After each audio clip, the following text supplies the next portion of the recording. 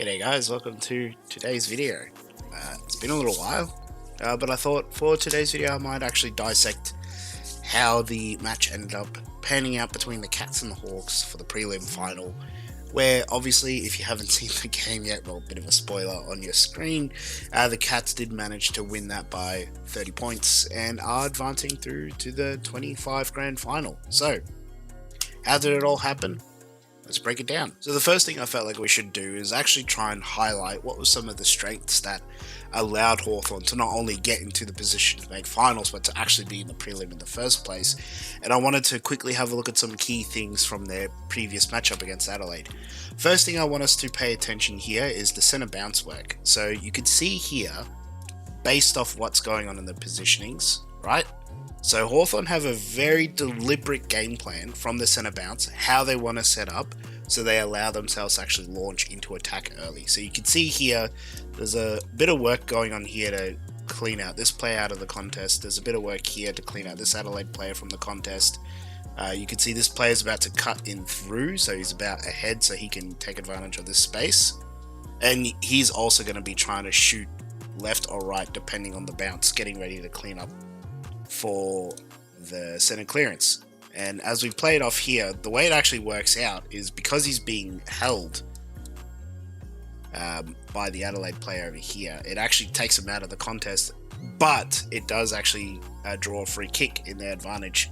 So it actually works out really well for them in the end, and they're able to get a free kick minute one of the contest. And you'll see here as well, after Hawthorn are able to capitalize and kick a goal from the first center clearance, they're going to do pretty much the exact same setup again. So same thing, he's going to get himself positioned in a way where he can dash either to his left or right depending where the ball bounces.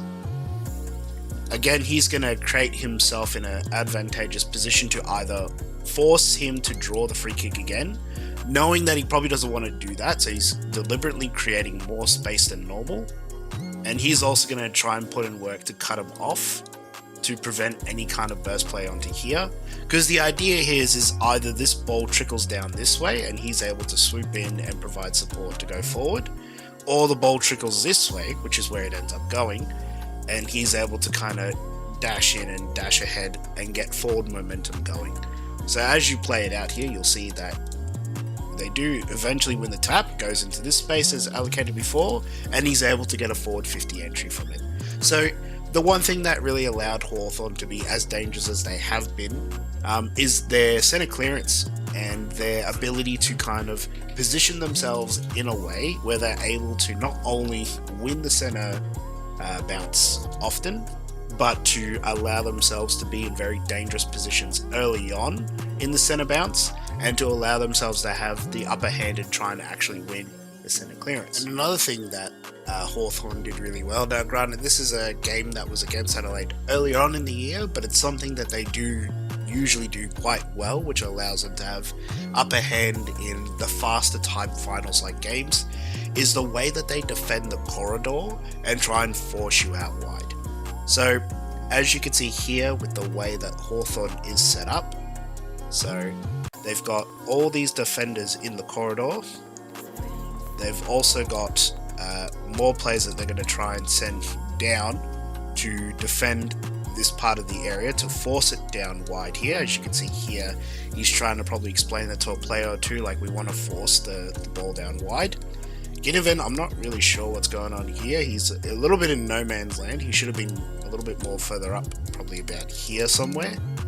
But still, like the premises is made there, and you'll see that Ginnivan does get punished here for being a little bit out of position, but the premises still stands here where Adelaide realizes, okay, he can maybe try and go out wide to give a handball off here, then go across, but the result will still be the same, so he may as well try and give it off to what he feels like is a more guaranteed target in the situation of time, to try and get another mark, to try and maybe disrupt the setup.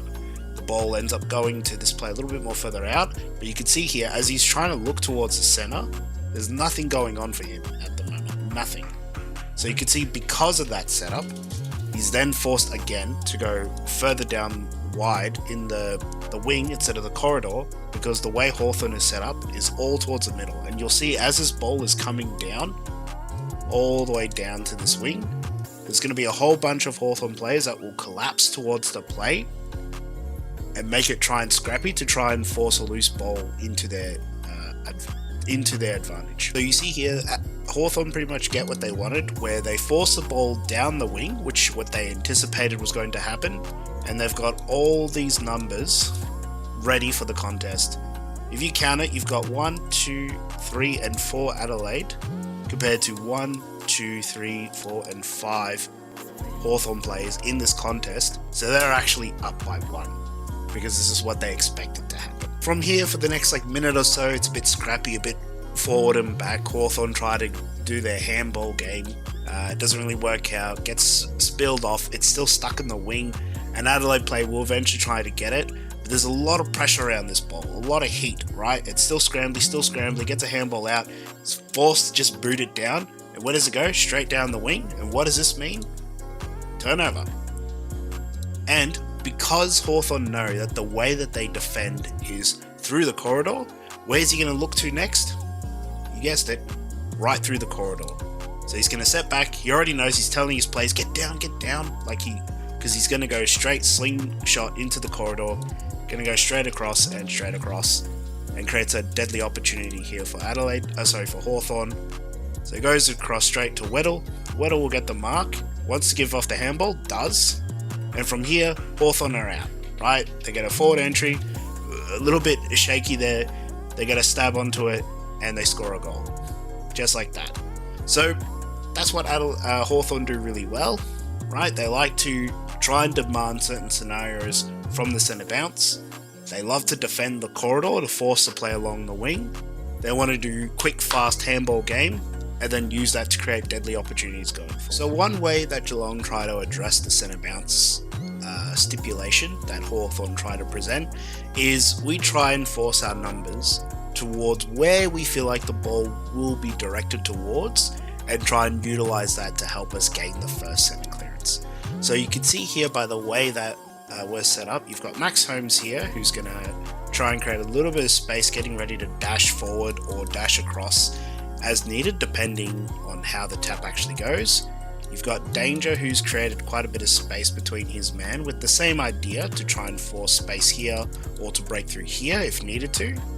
You've got Dempsey, who's going to try and cut forward so that he can cut in if the ball is to be bounced into this space.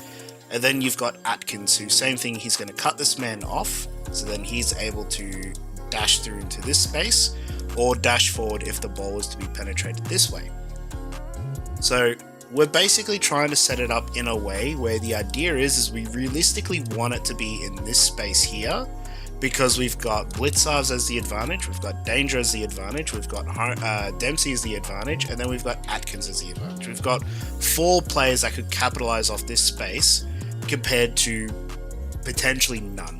So basically the idea here is if the ball reaches this space right here, we're probably in a great spot to win this first clearance.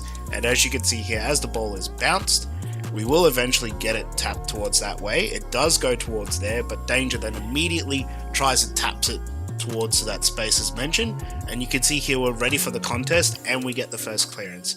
Unfortunately, Atkins probably rushes the kick and puts a little bit too much onto it, and a Hawthorn player is able to mark it defensively, but the idea is there, right? So the idea is that we're setting up in a way where we want to have, on purpose, very advantageous ways that we win the center clearance and bounce it into space. Now, the one thing that was threatening to get us in this game, and as you can see here, based off the scoreline, Hawthorn get off to a very hot start.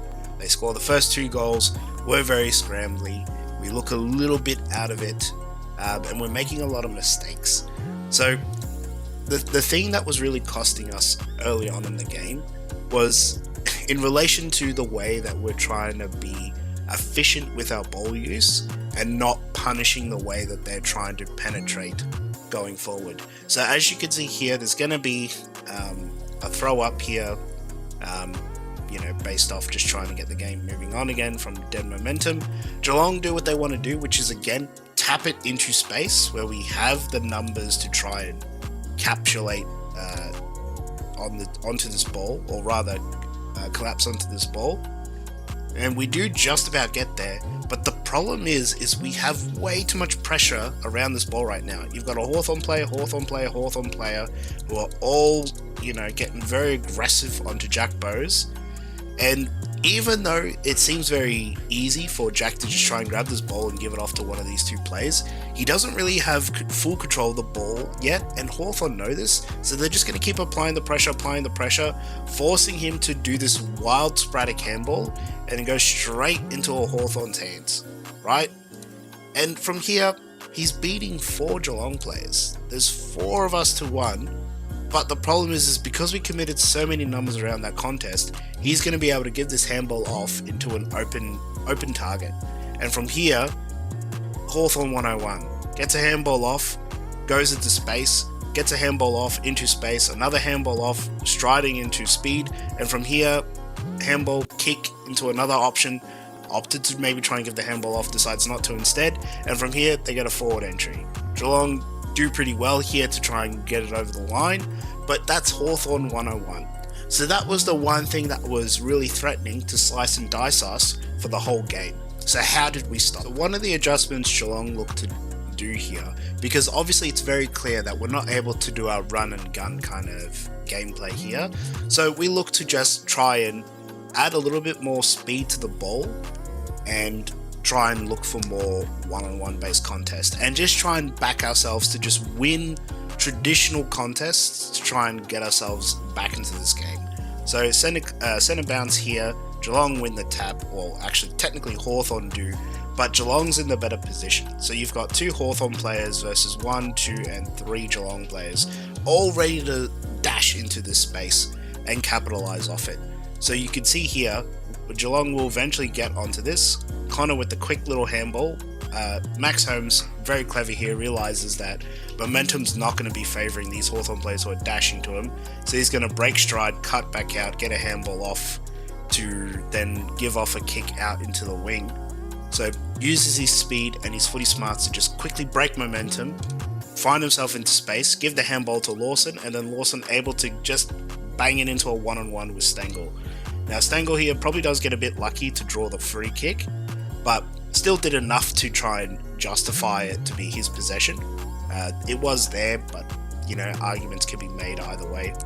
Now you can see here straight away, here's where the adjustments are made. Geelong obviously want to try and go back into the contest, which the contest is towards the middle, to try and force a dangerous option down into the center, from the center. But the problem is we know how Hawthorn want to defend. They want to defend the corridor, right? So how do we try and break that apart? Because right now you can see there's 1, 2, 3 and 4 Hawthorn players all defending this part, as they know Geelong want to go down the wing. So you can see here that Stengel was a little bit hesitant. He is looking towards that corridor right now, but again, there probably wasn't really a lot giving him there. So again, just got to back in the contest and decides to do that. So he will go back, give himself a little bit more space to try and really drive in the kick. Goes into a forward 50, straight into a contest. And you can see here, the game plan is very simple. Get the ball to ground. As you can see here, the ball is into ground and trickles into space. And the idea here, or the hope here, is that we either have a player here dashing in, a player here coming in, maybe draws a free kick, or another player, maybe like Dempsey, tries to break around. Danger, probably a little bit out of position, was probably thinking the ball might have trickled out this way. But that's just sometimes the gamble you have to take, which way is it going to go. You don't really know for sure. But the idea here is to try and tap the ball down to ground and get one of our ground players to win it. And Bailey Smith does a really good job here to be the one to win onto this ball. One key thing I want to highlight here as well, as this forward entry is actually happening, one thing that was also really clever here from Blitzarves takes a huge gamble here. A huge gamble. He could have easily been one to be in this contest, but he decides to drift forward. Now, in theory, should he have been the one drifting forward? Maybe not, but he was in the position to make this decision. So he knows that this ball's going to come straight into this kind of section of the ground, and there's probably going to be a little bit of chaos the hope here is that the ball trickles down in some sort of direction. A Geelong player gets a hold onto it and can kind of kick it down forward. And in doing this, what this means is Blitzarves, because he's creating a lot of separation here, he's got all this free paddock to go to. This guy, I'm not really sure what was happening here. He's out of position to try and help this contest. He's out of position to try and help the ball if it gets swung across. So really, he should have been on Blitzarves. And Blitzarves realizes that he's completely unaware and he's just going to drift forward. And you watch what happens. Right? So the ball goes down, goes straight into Bailey Smith. Bailey, quick decision making, and look who's free. Blitzarves for a very easy goal. So this is one of the adjustments that we try to make once we kind of realize that we're just not really able to do our run and gun game. We just try and back in the contest, try and do a little bit quick ball movement, looking to go to one-to-ones to one-to-ones, and if we go to a pack, either obviously mark the ball or do our best to at least bring it to ground, because we do have great ground users. And we have moments like this where just smart little plays from these players who have these experience, multiple years of being in finals, they just kind of know how to take advantage of these situations, and we capitalize off it with it. Another thing I wanted to highlight here as well was fatigue was probably starting to become a factor, not necessarily just in Hawthorn's ability to actually keep up with the game, but their ability to make strong, smart decisions. Now, what do I mean by that? So here, you can see in this position, right, we're able to get a forward clearance. I believe it was Grind Myers just got like a toe poke onto it just to get it forward. And a Geelong player is about to win it here, right? This Hawthorn player here, not really sure who it is, I apologize. He's out of position.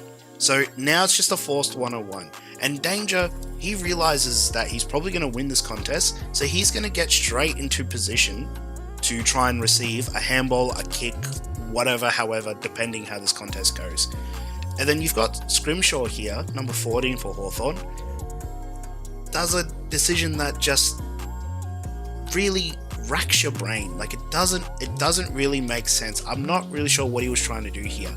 But what Scrimshaw will actually opt to do is leave Dangerfield all by himself to waltz into this space, and he's going to try and apply pressure to try and help out old mate to win this contest. But this contest is already won by Stengel. So Stengel, in the great position, has to brace himself here. We'll get the ball, handball it off straight into the hands of Manor, and here's Scrimshaw right here. Scrimshaw made this decision to try and put pressure onto this ball. I'm not really sure what he was planning to do. Maybe he was hoping that he could try and get an intercept, maybe get a tackle in time, something like that. But clearly just not really footy smart, because look who's by himself. The one player that's literally tearing your club up right now, which was very prevalent even in the second quarter, you've just left him on a paddock. So every single time that we receive this ball and we just realize that Danger's by himself, even O'Connor's like, wow, how the hell is Danger got no one on him right now? And you know what this means? It now means because Danger's running into space and he's going to be able to win this ball, right? Granted, it is probably a little bit close to the boundary line, right? But he's able to win this ball. So now means you have Josh Weddle, who was playing on Martin, is now forced to go out of position to try and put pressure on Dangerfield, who's probably going to win this ball, and it now means Jack Martin is going to be free into space to receive that ball and eventually kick the goal. So you see here as it replays in live action, Dangerfield does really well to win the ball, in all things considered, to keep it into play, just gets a quick boot onto it, goes straight into Jack Martin's hands, and he's able to just kick a pretty easy goal. No real pressure, no real contest. So decision making from Hawthorn was starting to become very lackluster, and I think fatigue was a big part of that. That is a massive blunder from Scrimshaw there, and that is probably something that would need to be talked about. When do we prioritize putting pressure on the ball handler versus when do we make sure that we don't have a player like Patrick Dangerfield looming in free space because he's tearing up your club at the moment? And lastly, just to kind of add to my previous point of decision making becoming a major factor into this game, I wanted to highlight one of these moments that probably really put the nail in the coffin. But this is a key thing that I wanted to talk about. So you can see here there's a throw-in happening, 2 minutes left in the game. So both sides know that there's probably not a lot of time left. So a ball in is had here. And sure, we understand, or rather Hawthorn probably understand, that the most dangerous spot right now is gonna be towards, obviously, the forward 50. So you can see the Hawthorn defenders all want to realistically get ready to defend this part of the area, because this is where the space is, and this is what Geelong has been doing the whole game. They want to create this space so then all these players can get ready to pounce into it, right? And as it's played out, the ball gets tapped down and there's this wild sporadic bounce that happens, right? Massive bounce here. Now, this Hawthorn player here, his assignment was mana, and he's way out of position right now. For some reason, he just sees Bailey Smith and goes, yep, I'm going to go straight into Bailey and take him out of this contest, forgetting that you have one of the more dangerous goal sneaks in the game right now, just free. And Mana, he sees this ball and he knows this ball has got his name written all over it. So this, again, massively bad decision, because what this means is this ball has bounced up and now you're out of this contest. You, by default, cannot win this ball anymore. So now you only have two options.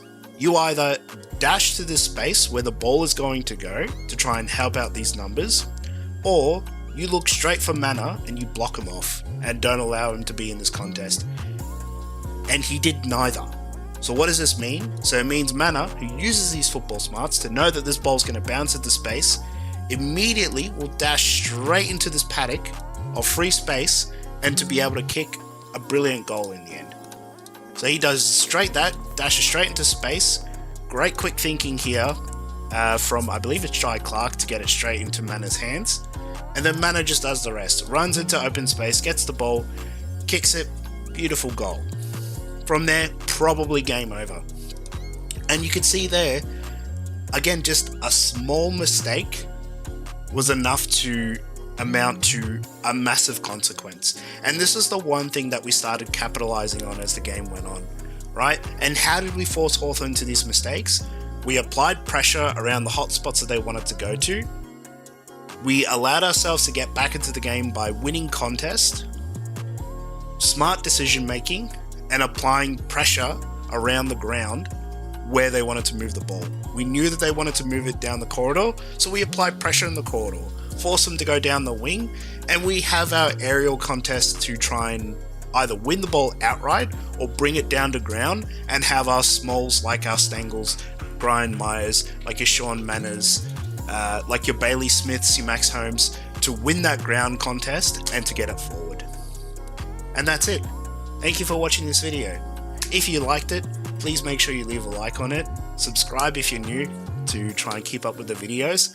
I'm not really sure like how often I will upload, but you know, I might do some sort of video for grand final week. Obviously Geelong will be in the grand final against Brisbane, so that'll be a very exciting match to watch.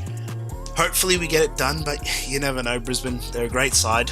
They are the 24 premiers and they are looking to go back to back. So let's just have a crack. Thank you for watching. Stay safe. Until next time. No, I don't think it was a mental loss. I think we handled their pressure, we handled their moments really well. Sometimes they were just a bit too good. Certainly ready for Dangerfield to retire. And you better go, if you go swing for the king, you better take his head. And they didn't. They missed. Hits his feet to close. Close to Dangerfield.